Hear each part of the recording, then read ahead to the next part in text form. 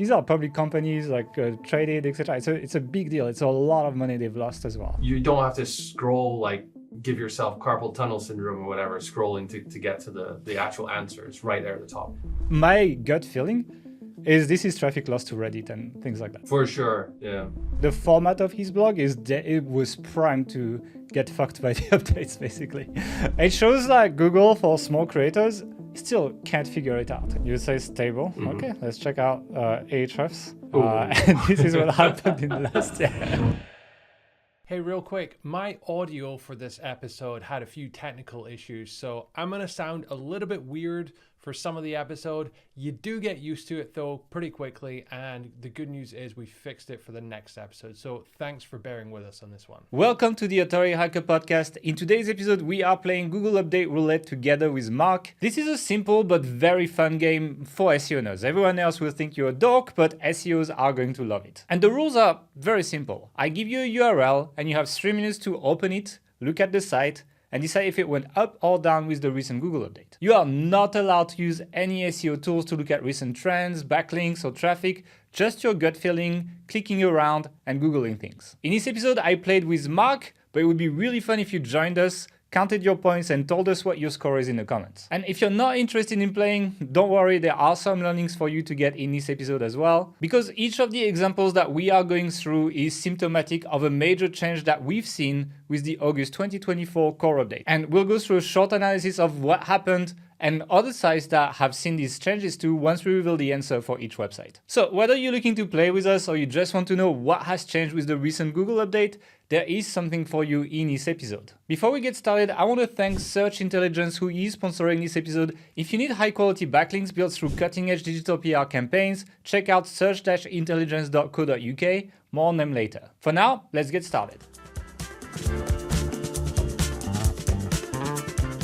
All right, so let's get started with the first site. I'm just going to share the URL with you, Mark. You open it, and you have 3 minutes to decide whether this site went up or down in this update. So the website is vacuumwars.com.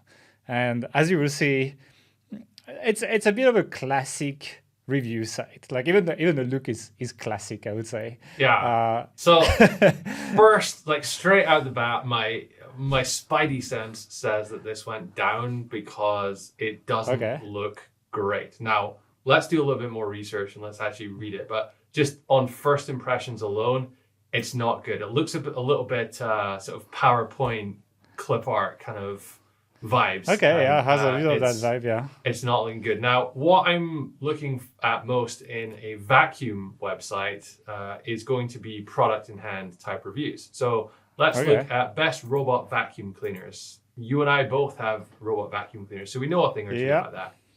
So immediately, I'm seeing your standard affiliate table at the top, which isn't a promising sign. Generally speaking, sites which looked like affiliate sites tended not to fare so well over the last 12 months or so. The photos here, in fact, they actually look like they're all in the same studio, perhaps. So that could be a thing. That could be promising. Is it the background that gives that to you? It is, but maybe it's photoshopped or something. Let's dig a little deeper into this. Okay. So they've got the first section, how they test their vacuum cleaners. Okay. It's a little bit unclear, the image there. You know what I don't like about this is like how heavy it is to read. Like think about user experience. Like look at that 6-line first paragraph. I mean, it's super wide. So it's not too bad, right? The text is broken up by sections, by images. Like it's not too heavy. Okay, these paragraphs are a bit longer, but that can also be indicative of, higher brow content rather than... Yeah, okay, so this image here, the airflow test, they've got a couple of vacuums and they've got, looks like some kind of suction gauge or ammeter or something plugged into it. You have 1 more minute, by the way. I mean, looks great. They've got their map of... What tells you they didn't steal the images, though? Well, I don't know that for sure. This does remind me a little bit of Modern Castle, another similar sort of website. So that's always a possibility. But if I put myself in the shoes of someone at Google coming to review this site, right? it looks pretty legit on first impressions. If I only have 60 seconds to go through it, I'm getting quite positive signals from reading this. Even though you review. didn't like the homepage very much, Yeah. and the top of the page as well, which is quite important. That is very, very true. That's very true. Bad first impression, but it got better over time. It looks like it doesn't look like a cookie cutter affiliate review. It looks like, something of more substance. This is like for me, my impression is a high quality product in hand review. Now, I would need to read the entire thing to really gauge that. We don't have time for that. But we don't have time for that, do we? So you need to answer the question now. Actually, it's like, in this last year? So it's like that includes the last HCU. That includes whatever core updates happened. You remember we had 2 or 3 core updates in a row after that. A lot of movements, even outside of updates, in the last year, and then the April update. I have to go. You need to say it's up or down. It's down. It's down. It's down? Yeah. All right, we're switching to my screen now, Matt. And if you look at it, at the 1 year thing, it's like 1 year ago, this site had 2,098 visits, and today it has 143,752 visits. So it's a massive increase over 1 year, actually. Like the site has gone up significantly. It's interesting because like the biggest player in that space, Modern Castle, who I was comparing it to, they've actually gone down quite a lot over the last year.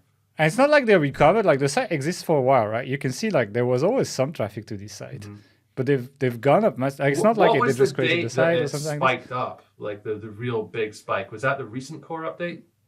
Yeah. Wow. August 2024 core update, and look, it just skyrocketed. And the keywords are not, a lot of people went up in these updates, but it's bullshit keywords. Like, this is not bullshit keywords. The number one keyword is best robot vacuum, best stick vacuum, best cordless vacuum, etc. They rank number 1 for a lot of very, very, very lucrative keywords. So they're actually banking right now. Now, why do you think that is? Content quality? Like, is this stolen? You mentioned something about that before. It's not stolen, but Vacuum Wars on YouTube has 322,000 subscribers. They're very popular. They have videos with 2.7 million views from 3 years ago, where he has like all these robot vacuums essentially fighting with each other in a big arena or something.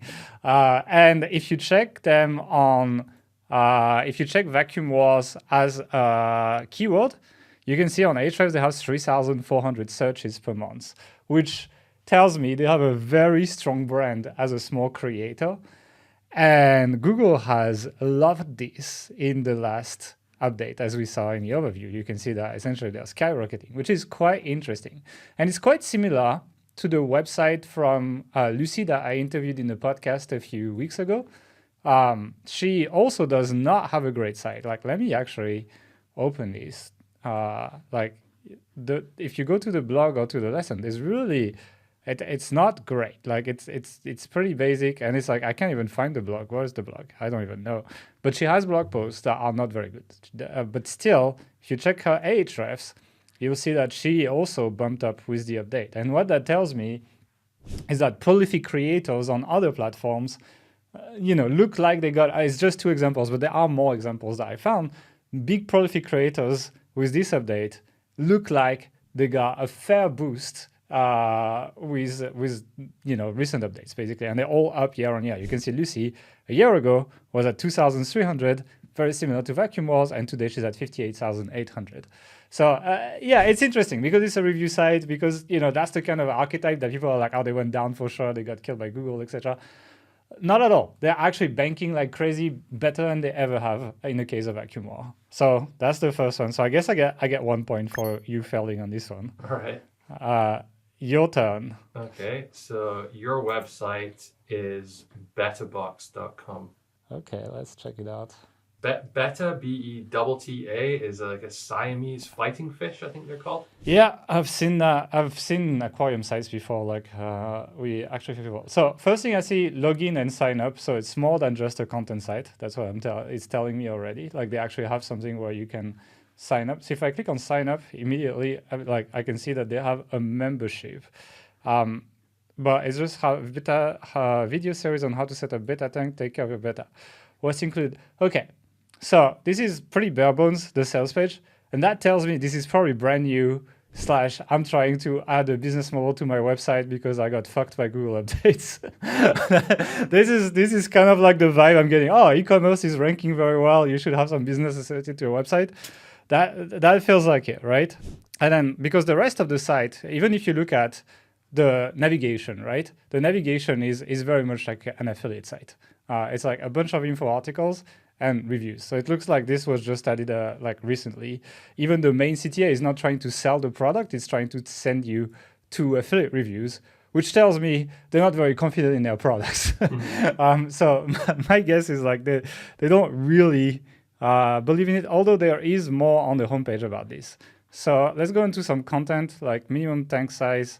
What's the minimum tank size for beta? Keeping the beta adequately sized. I like that the writing is not too heavy. I don't like that. Literally, we're talking about fish tank sizes. And it takes me like 5 screens of scrolling to see an image. It looks like an original image though. I could like right click it and then search image with Google. And then that's gonna do a lens search. Like it's trying to search everything, but just this box, sorry. But if I do this, like I could see, is it taken from somewhere else? But no, it looks like it's actually an original image in this case. You tell me when I can't decide anymore. Yeah, okay. Like this is a custom image. It's kind of like, you know, it's the custom image from wish.com, you know. Mm-hmm. It's pretty low effort. But I mean, it could still have done okay. Like I imagine you have some curveball. Let's check their socials. I would imagine Pinterest is their main thing. 427 followers, so not very big. They've done some Pinterest, but they don't have that many pins. No way, this is a decent traffic source for them. Let's check Instagram, maybe. Instagram, Facebook might be big. 716 followers. Nope, not enough to matter. Okay, so based on your first impression, they tanked what you like say? Crazy. They tanked like crazy. Yeah. Well, I can reveal to you that that's not the case at all. Okay. They've actually gone up. In fact, they've been almost completely affected. Like if you look at their traffic graph for the last 2 years in Ahrefs, it's up like from 10K 2 years ago to 15K now. There's been a few ups and downs, but it's still small. It's still small, yeah. But there's been you could not point to me and tell me when any of the HCU or core updates occurred on this graph, because it's relatively stable. Now, what is interesting, if we go back further, we can see that back in 2020, they had this big spike. Now, that may have been because, pandemic, fish, everyone, doing those types of things at home. I don't know, but that's certainly worth bearing in mind. So one interesting takeaway looking at the Ahrefs top pages list is that a lot of the keywords they're ranking for doesn't seem to be the keyword that the page is targeting. So their top page, according to Ahrefs, is this tank mates. So beta tank mates, advice on choosing tank mates, so other fish to put in your tank with your beta. And it's the keyword they rank for is, can beta fish live with snails?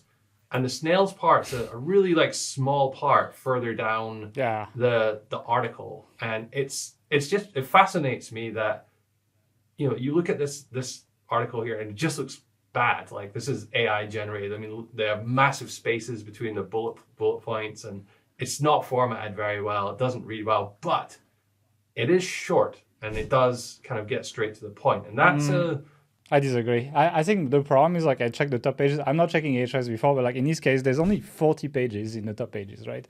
So they've obviously, like, they don't fall into like that scaled content, etc. Like if they put like 500 pages like that on their site, I guarantee you they tank, for example, because Google has been catching people who have scaled up that content massively. And then when you do it at small scale, it looks like it's not really affecting you as much. It's almost like you're not even being considered yet. To me, this doesn't look like someone has made a keyword, done some keyword research and planned everything out in a very thorough way. They've just written about a bunch of stuff that they know about to do with the topic. So I'm getting like this isn't really an SEO type vibe from it. I don't think it's even active unless they're running ads. Their product, there's no way with that level of traffic they're making enough money to sustain anything. So it's like it looks like a dead site to me, even though they haven't been hit by the updates. And it's so few pages, it doesn't matter too much. One other interesting thing, I noticed quite a few of their blog posts are quite short. So they've got this one on dropsy, which is, I guess, some type of fish, but it's 623 words. Yeah, but it sounds like, something you get out of a single prompt from AI, kind of like this kind of word count.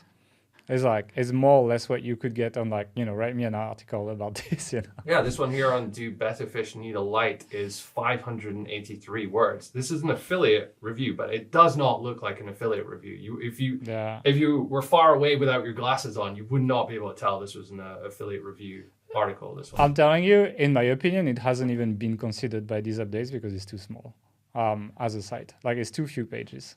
That's my guess. Yeah, but at the same time, they do rank for all of these different keywords related to the topic. It kind of feels like they're this somewhat specialist focused on one type of fish, and maybe like there's not too many other sites out there focusing on that one type of fish, so they're considered like the specialist. I disagree. They're missing lots of keywords. Like it's just it hasn't scaled yet, this site, and they got lucky with a few keywords. That's my guess. Anyway, you have the point here.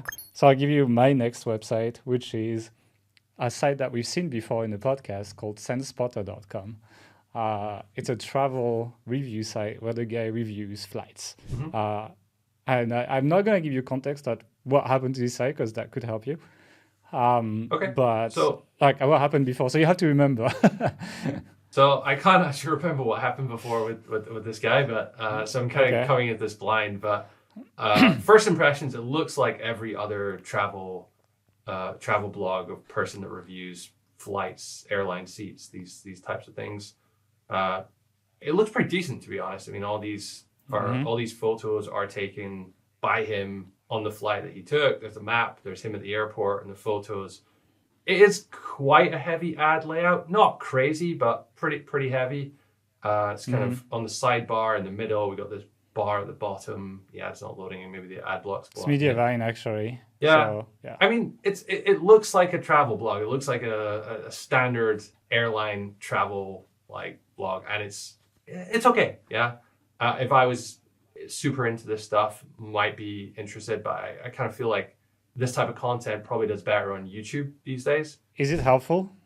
Would you call it helpful? So the page I'm looking at now, Singapore Airlines 777-300 ER business class. If I was about to fly in that flight and I wanted to know what it was like, coming here, I feel like it would be helpful. Yeah, I got a view of all the features of the seats, the food, what the experience is like. It's pretty good, to be honest. Pretty photo heavy, which I like, honestly, for this. But the consequence of that is that, there's actually really not that much text at all in here. I think the ratio of images to text is super high. Is it too much? This one. It depends what you're coming here for, right? If I want to just get a feel for what this is like, and I'm scrolling through it, like I am right now, I'm not reading any of the text, but I'm still getting the gist of what his experience was like, which was pretty cool. Yeah, I like it personally. It was like a comic book. And it may even be faster to come here and scroll through that than it would be to go watch like a 7-minute YouTube video of someone's experience and click through it. So I like it. He's got comments his comments in here as well. See, trip report index, that's just all his flights he's taken. Flight log about, his photos all over it. It seems good. I can't see why this would go down if it was ranking before, other than SERPs being rearranged. I would say this is, I wouldn't say it's gone up. I would say this is stable. You would say stable? Mm-hmm. Okay, let's check out Ahrefs. Of course, it's reloading. And this is what happened in the last year. So we're looking at a massive drop. When was that? March that it kicked off? Yeah, so that's interesting. It's March 2024 core update started. So it was he pretty started going stable down a bit before. Yeah, more or less stable before that, but then there was a big drop off there. And if you put 2 years as well, you see he was growing. From September 2022 to July 2023, he went from 25k traffic to 95k traffic, so that was pretty good. And then the March core update destroyed him from essentially 80k, so he went down a bit by then, all the way down to 8,500.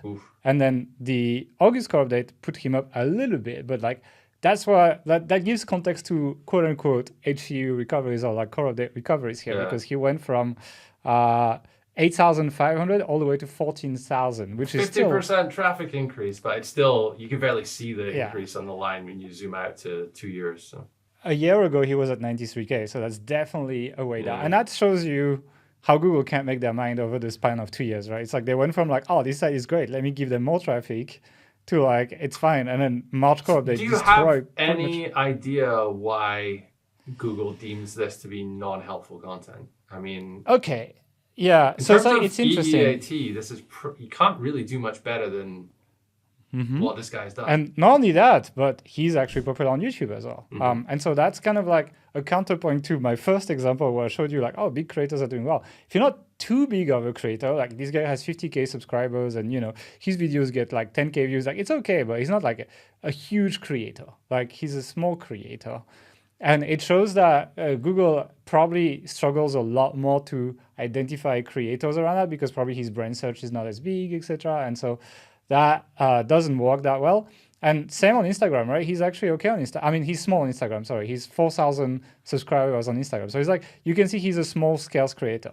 And what's interesting is I found like multiple sites that were in this category. So for example, I found this quote unquote midlife lifestyle kind of blog, but again, like this is super original. You can see like she shares kind of like travel and stories, kind of a mom blog, but like real, you know.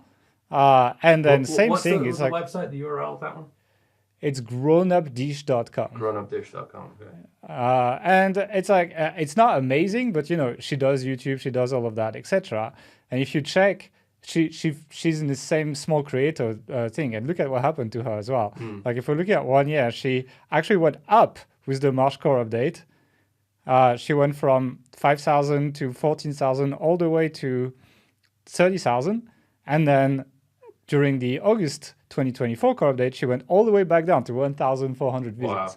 It shows that Google for small creators still can't figure it out. It's still too middle ground because like these people are real. It feels like with these two sites, like they would be candidates for, you know, potential recoveries in future, do you think? If there's some recalibration. Yeah, that's the thing. It's like Google figures it out when it's quite obvious at this point, but when it's in between, then they're really struggling. So that was kind of the story of this one. It's like you can be a genuine blogger and creator, not just you can be on YouTube, you can be all of that. If you're not big like Vacuum Wars is or like Lucy is, for example, it might not be obvious to Google, and you might get rocked by updates the exact same way SEO bros are getting rocked, basically, you know.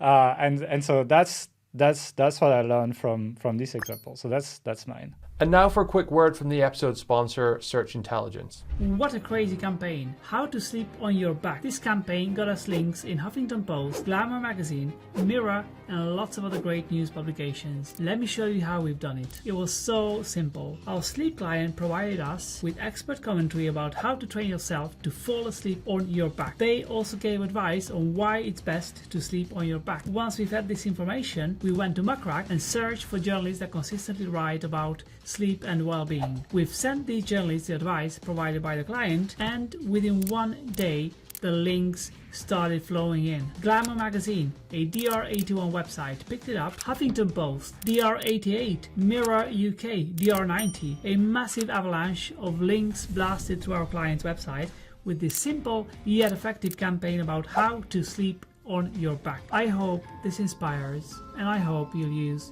this technique to land massive links to your or your client's website. Thanks again to the sponsor of this episode, Search Intelligence. If you're looking to boost your link building with high-quality digital PR campaigns, head over to search-intelligence.co.uk. And now, back to the episode. Okay, I'll give you your next one. It's spendmenot.com. Spendmenot.com. Okay, let me put it in my browser and check it out. You can count the time. Okay, so booking and accounting, national debt. So basically, tell me your first impressions above the fold, like positive, negative. So it's the spacing is not perfect. It's like it's a not tiny site, but it's still amateurish. Like this gradient in the header is horrible. The spacing between, like, for example, that the fact that there's the same amount of space between the category, the title, and the description here, it's not correct. Normally the title should be closer to the description. Like there's a little bit of like design rules that are like not followed. These featured images, like, they're cut halfway through, etc. So you can see it's a bit amateurish. It's not their first version of their site, but it's not super well built.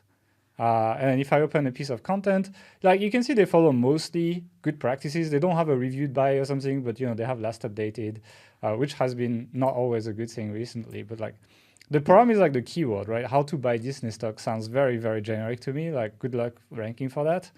And then it's like, again, the introduction is like, I'm here to buy stocks, and they tell me about childhood dreams and whatever. Like it's like classic I don't give a shit. Intro, right? Like it's like I'm here to buy a stock, man. It's like just give me what I'm here for. And it's like, the same. It's like, oh, like Disney released Snow White and the Seven Dwarfs in 1937. I'm here to buy a stock. Like I don't care. Just like you're telling me all this stuff, like the IPO, the forecast. It's super fluffy. Like I can tell you right away, they're bullshitting me. It's like there's not a single section. Okay, like how to buy Disney stock. Like we arrive, like how many screens did I have to scroll to get how to buy the stock? Halfway like, it's literally down the page. And even it's a long more. Page. Look at the bar. It's almost 2/3, right? So like to get to the answer, so it's bad content. Let's check the about us. Permission. We have dedicated time and effort. They might be going up though. It's like I could see a site like this recovering right now. Okay, no gravatar, but So we're just looking at the people on the about page, and the first person doesn't have a photo of them. Let's let's search some images with Google as well. Okay, no, that's real. Like I'm just trying to find people who might be stock photos, but I don't think they are stock photos actually. Subscribe now. What do I subscribe to? If I click on subscribe now, it takes me to the about page. It's not a great site. I can see how they're trying to do great, but it's how much does it cost to have a baby? Okay, and the keywords are like it's poor. So I mean, I think this site deserves to go down, but I would not, because there's some hints of like something put together decently. My guess is it went down for the last year, but had some slight recovery with the recent August update, along with a lot of sites that saw some recovery. That would be my guess. That's almost exactly right. They went down. Yeah. So this is the 1 year traffic graph. So they're actually They went down in September last year, but they're actually higher now than they were in September. After going to almost zero, they were down to 181 traffic on the 10th of August, 12th of August, and they're back up to 20,000 almost on the 10th of September, a month later. If we about 2 years? Yeah, if we zoom out, you can see that here we go. They did fall from grace like much earlier, but they had this massive spike in 2022, and then they had this massive fall in late 2022, back down to like 10, 11,000. So they're far from their all-time high traffic. That's what I'm saying. But their all-time high was somewhat of an anomaly. They're back to where they were before they started ascending towards that all-time high. Okay, but it's still like there's 3 years back or something, right? 22, yeah. What is interesting though is this. I think is a classic case of scaled content. Yeah. Let's take a look at some of their top pages. So 6 out of their top 10 pages follow this format. $18 an hour is how much a year. $19 is how much a year. It's a separate article. Another article. $20 is how much a year. $21 is how much a year. These are all in their top 10 articles, and they're all published in July of this year, just 2-3 months ago. Okay. And they're all ranking, and they're all getting traffic, which baffles me. It's interesting. So it's not old content recovering. It's new content ranking. Content. Yeah. Okay. And it's like, so it's almost like, HU going page level. Old pages are quote unquote penalized still, but new pages haven't gone through the filter or something like that, and they get to rank. I don't know. It's pretty weird, but seeing a site like this rank. Sorry, go ahead. What is interesting about it, and I looked at the SERPs for these, and they're mostly calculators from job sites. They'll have you input your salary and it'll work out what your take home pay is. So 8 out of the 10 results in the SERPs were these calculators. 2 out of the 10 were blog posts, one being Spend Me Not and the other being a big jobs website had a post on it. So actually, if you're coming just to get the answer to this question, this blog post does a pretty good job of doing it. Like the time to value is very low. You right at the start of the article, you figure out what the salary is, then the take home explains what the taxes are, the take home, how much it is weekly, final thoughts. Like it's a short article. It gives you the information. You're in and out in 10 seconds if you want your information. So Google is doing a good job in that sense. I agree, it's not a great site, but I don't want 8 calculators. I don't want 10 calculators. I do want a few, but there's this concept of like the SERP being split up into different blocks, and like some of them will be blog posts, some of them will be e-com, some of them will be tools or whatever. And it seems like something like that's happening here, and that's why they've been allowed back in. Yeah. Search intent is changing. You're competing within your category of content, and then you cannot rank. Like, you're competing for 3 spots on the SERP, basically. And that's about it.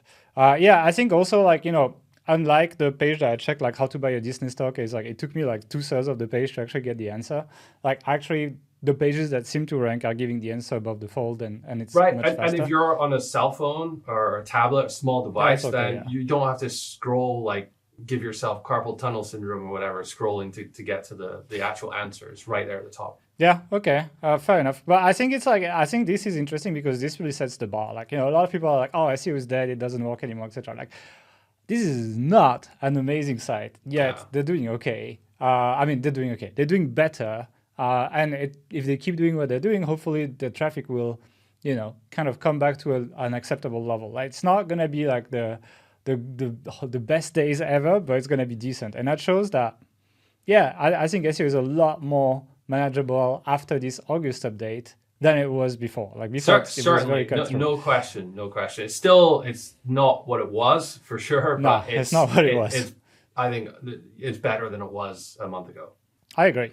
Okay, let's jump on to the next one. And the next one is a bit of a curveball for you, actually, because the next one, I don't even need to share the URL because it's theverge.com, which is a really big magazine that has covered a lot of SEO stuff recently, actually. Like they had an interview with Sundar Pichai and so on. And so, it's like you've probably seen that site before. And I just want you to tell me, it's going to be hard to guess based on the site. I think you're going to have to use a bit of a gut feeling here.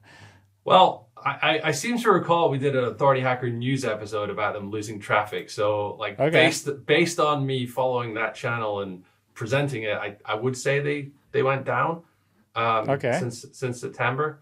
That was before the August core update, though. That is true. Yeah, I don't know how they did in the August core update. Let's just take a look at some of the content. Obviously, it's a big site. It's very famous. It's well regarded. It's thought of being, pretty good site. I like them, actually. Let's take a look. They've got their AirPods 4 hands-on noise cancelling review, photo of the AirPods in their hands. They have this, longer paragraphs, but it kind of reminds me a little bit of the Wirecutter in the way it's formatted, and it's quite like a narrow column of text and images. They got sidebar here. Yeah. I mean, it looks pretty good. Like for their defense, these AirPods were released yesterday. It's not a full review. Yeah, it's just more like an actual. More news, they just saw it. Thing. Let's go to the review section and look at some of their more detailed reviews here.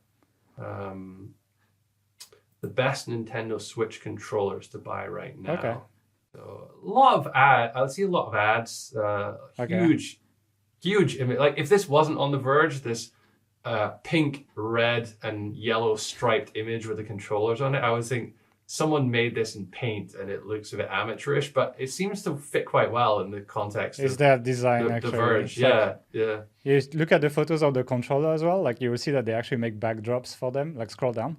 To the actual photos, and you'll see they actually make backdrops that are branded to their brand as well. Interesting. So it's like, and you will see they're actually different for each one. Like they make slightly different looking ones. Yeah, I mean, cool. Like just scanning through the text, it looks like there's a solid editorial behind these reviews. It looks like they've tested everything out. I mean, it's not as thorough as a site like ratings.com would be, but they don't cover. Or even the Nintendo vacuum Switch cleaner controls. site, Yeah, like Vacuum Wars. for sure. It has the vibes of a typical large site that, obviously has editorial standards and is doing a decent review, but they would probably get away with a lot more than small sites were because of their size and authority. It's a really tough one. Like, I'm still going to say down just because I seem to remember something bad happening about them. I can't remember what it was, but based on my impressions alone, like I would say this would be like rock solid. All right. Well, if you actually check the Ahrefs, you will see that compared to a year ago, they went from 7.3 million organic down to 3.8 million organic, which is a big drop. It's almost half. At the same time, aside from it looks like is at the March update, there isn't any big drop. It's actually something of a gradual. In May. No, look in May as well. Like there's a pretty big drop. They go from May 6, 8.1 million to May 22nd, 4.5 million. That's a pretty big drop.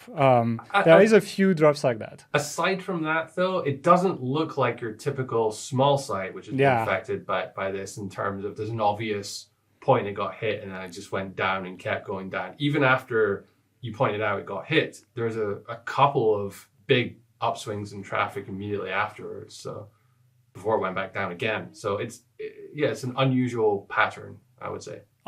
But if you're a shareholder, you're worried right now. And the reason I picked this site is because I wanted to show that it's not just small sites that are being affected by this. The Verge is a well-known website. Like they interview, like Sundar Pichai, the CEO of Google, was interviewed on The Verge, for example, recently. They do big things, like you can't really make it much bigger in terms of tech reporting. And then their traffic is almost half over a year, according to Ahrefs. So it's like, take this with a grain of salt, but it's a big drop. And the CEO of The Verge the editor-in-chief, has been really complaining about the fact that they believe that at one point they're going to hit what they call Google Zero, which is a point where Google just sends no traffic to websites anymore. And it's quite interesting to see how critical they've been to Google recently when you look at their situation as well. What's interesting is they're not the only big site. So, for example, I looked at NerdWallet, right? NerdWallet, big credit card review site. And again, if you look over 1 year, they went from 21 million visitors to 15 million visitors. That's more than 25% drop in 1 year. That's a lot. Like it's not like the 80% you see, but like these are public companies like traded, etc. It's a big deal. It's a lot of money they've lost as well.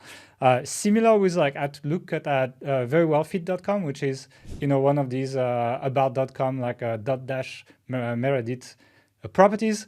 And again, a year ago it was at 4.4 million. And today it's at 3.1 million. Again, you're looking at like losing a third of your traffic. And you can see like the common story is like it's kind of like a slow, gradual drop over time rather than big updates shaking their lives. But like it's still significant. Like these businesses, they're going to be revamped. Like people are going to get fired. They're gonna change things over that. And the story here is that small sites are not the only ones suffering. All the publishing world is suffering. And my gut feeling is this is traffic loss to Reddit and things like that. Like this is for sure. What you're seeing is the erosion of their traffic is the growth of Reddit. There's another thing going on here as well. I think that the sites we look at when we talk about big sites, by definition, they're the biggest sites. And to an extent, when you get that big, there's sometimes only one direction you can go, right? If you start with zero traffic, you can't lose any traffic. But if you start with all the traffic, hard to gain much more past a certain point without going into like reviewing vitamins like CNET did and just some weird, going outside of your topical area. How did CNET do actually? I'm just going to check CNET, sorry. I'm just curious. Yeah, they're down also over 1 year. It looks like 5 point. No, not really. It's fairly flat. 17 to 20, so they're a little bit up. But overall, it's like all I just wanted to say is like small sites are not the only ones suffering from Google, but they suffer differently. It's more silent. It's more gradual. It's a big deal. Like over 1 year, like losing 25 to 33% of your traffic is a huge deal for a publication like that, and that happens to everyone. And that just, in my opinion, is kind of like a symptom of how information flows these days, and search just being less important than it was a few years ago. There probably is some erosion to search volume as well. What do you think? How do you think the Verge would have done if we gave all the traffic that Reddit and Quora got from it back to the Verge?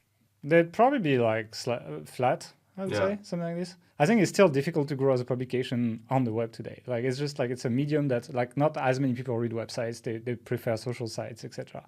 But like they'd probably be flat. Well, if you mix that, you add AI overviews, you add all the new search features, you add Reddit ranking on top, then these publications are also suffering, and the earning calls, a lot of people talk about that actually. Yeah. They work a lot on their CRO to offset that, and that's an opportunity that we've talked about in our previous podcast, by the way, on how we use AI to get more leads. We actually get more leads on Authority Hacker now than like we're a bit down in traffic, and we still get more leads now because we've worked on CRO actually. So it's something that these big sites are doing as well. Let's jump on your next one. Yeah, so your next one is nomadicmat.com. I know this site. I know this site, but I don't know what happened. So for context, he's one of the like OG travel influencers before influencers was even a word. Like I can remember 15 years we're ago in the video. reading this guy's blog. Isn't it the guy who like? It's not the guy who did the dancing videos we were in. No, that's someone else. Yeah. Okay. Well, I'm checking the site. I like that there's a search engine. Like if I type Budapest here, what happens? Is it just a search? Okay, it's just search. Like it's not like something crazy. I think it looks good. I just don't like very wide content areas. I find them difficult to read. It looks like a classic blog post though, like table of content, little map, a photo of Sechenyi bath, and then a list of things to do. You know, this size, I'm thinking of Travel Lemming. Like they got murdered when they made lists of places, but not necessarily because their rankings went down, but because Google has these new kind of like search snippets that shows the list of things to do in a city above organic results. And so it's possible that their rankings show that they're stable, but their traffic is down massively. How does he make money? So he has courses. What are his courses? Okay, how to make money blogging. Fair enough, to be honest. That's one of the ways to do that. He also has books and like some other things, destination guides, I think, as well. He sells. Yeah. Okay, so he has a bit of a business attached to. So it's one of these cases where like I feel like he has a business attached to his site, but I don't know if it's big enough to generate enough user metrics to make any difference. You know what I mean? It's like a lot of people, they think that adding an e-com to their site is what's going to fix it. When really, I think what changes things is like people, like is the branded search, the interest around the product, like people looking for reviews around your product, people looking for your refund policy, people doing all that stuff. I think that's what matters, not necessarily this. And it's like, I mean, he does sell his books physically as well. So it's like, maybe there's a little bit of that, but I'm not big enough on traveling. Let's check his socials. I think socials will help me. So 150K on Instagram, which is pretty good. He's not on YouTube. How big is he on TikTok? He has not big on TikTok, 2,500. And then I guess, yeah. So my guess is he went down a lot, even though he's a good site, because travel has suffered so much with these updates, even though that site is okay. It's okay, but like the Budapest page wasn't mind-blowing either. Well, yeah, you're right. He did go down massively over the last year. So this is the 1 year, and it's I think it was in December actually. He had his first kind of like downwards period, and then it just kept going down from there. March core update, again, a noticeable drop, and then it just kept going down and down and down and down. It's flattened off a bit, but there is no upwards activity in the August core update. Now he does still have 170,000 visits, so it's not crazy. It's not, yeah. I mean, like he's down from an all-time high of 450,000. So yeah. It hasn't been going great. I would say it's interesting you mentioned about branded search though, because he is one of the top travel influencers or bloggers. It's not enough in travel though. He has 2,300, like his name, his blog name, Nomadic Matt, has 2,300 monthly search volume according to Ahrefs. It's okay, but it's not huge. Like it's some brand, but it's not big enough to make up for it. And in general, in the travel space, what has happened is like the bloggers that talk about everywhere, like every location, have been destroyed, while the people who focus on one location have done better.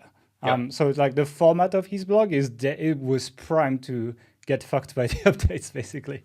And so like I feel like it's one of these cases where it doesn't feel. It's like however good you are, you probably had no chance. Yeah, like reading through some of his content, the substance is good. Like he's been to these places and he's giving advice on it, but it just has that vibe. Like you look through it, is this a stock image? I don't know. Yeah, it's hard to tell because his imagery looks quite stocky, even though it might not be. It's old stuff. It's heavy ads. It's quite old. I was reading through, I think it was like the Thailand. Look at the laptops. Like if you look at my screen, look at the laptops. Like this guy is holding a laptop from like 15 years ago. Like it's like, you know what I mean? But I see that. This is the problem when you have an old site like this. I mean, he's been doing it for 17 years, something like that now. So it's a challenge, right, to keep stuff updated. Yeah. I was having a look through, it was like the Thailand travel guide, and it was talking about like how to get around in Chiang Mai, and it was like mentioned taxis and tuk-tuks and all this stuff. And then there was a small section about Grab and Uber at the very end, which felt like it had been kind of stuck in there. But that's how everybody gets around exactly these days. So it's a lot of outdated content probably. But I think regardless of what he would have done, the update would have like it's really a category that like you had almost no chance to do well with these updates. I want to ask you something because you were looking through his socials and he had 150,000 on Instagram, but only 2,500 on TikTok. On Facebook, he has 276,000. Okay, Facebook ads. So to me, no, it's old. To me, that tells me it's old, right? Yeah. And you look at a recent post and he gets 5-6 likes, something like that on them. So it's like he does not super active anymore. He built his social a while ago, and now it's kind of dead, which is why his brand search doesn't reflect the size of these audiences. I'm also just curious. Maybe it's just like the business was a business for the 2010s, not the 2020s. The way it's done, like the lack of YouTube, like people really want to see that when they're viewing travel content these days. It's important. And shorts, I mean, like short videos, like it's like you have to do it if you're trying. It's so different now. It has changed completely. And it's like it's a challenge. Like it's much more difficult to adapt an existing business to these kind of changes than it is to start a new one. Like, and we feel it with Authority Hacker quite often. For example, like this podcast, this format, like we're showing our screen, we're changing things a little bit. It's just us attempting to do what he should have done with his site, which is kind of like adapting to the new formats that people are consuming. Actually, okay, where does that take us in terms of points, right? Because I think that was the last one. So I won the first one with Vacuum Wars. Your second one I lost, so it's 1-1. The next one was the third one was a SunSpotter, which I think you got wrong as well. So that's 2-1. Yeah. Yours was what? You're the champion. This you got the last two right, the first one wrong. So you got the Verge right though. Yeah. Okay. Yeah, but that was kind of the Verge was right because I had kind of inside information from Authority News, which you should subscribe to. But I feel like just looking at the content alone, I probably wouldn't have said it had gone down so much. All right, cool. Well, that's pretty much it for this format. Let us know if you like this kind of like more interactive format where we're just discussing, making games, etc. As we say, we're trying to adapt the format a little bit, try some new things so that we can have different angles on how you view things. Let us know in the comments, and we'll see you in 2 weeks for another episode. Thanks for watching. All right, I hope you enjoyed playing with us. I'd love to hear what your score is and what you thought of the episode format in the comments. I think it would be really fun to play this game with big SEOs in the industry like Kyle Roof, etc. But I'll wait to see what you say in the comments. If you enjoyed this episode and want more free content from us, check out our new free subscriber exclusive video on how to easily generate $100 or more with affiliate marketing in 2024. And no, it does not involve ranking review sites. We know it's very difficult these days. So to learn more about it, go on authorityhackertraining.com or click in the link in the description. And until then, I'll see you in the next episode.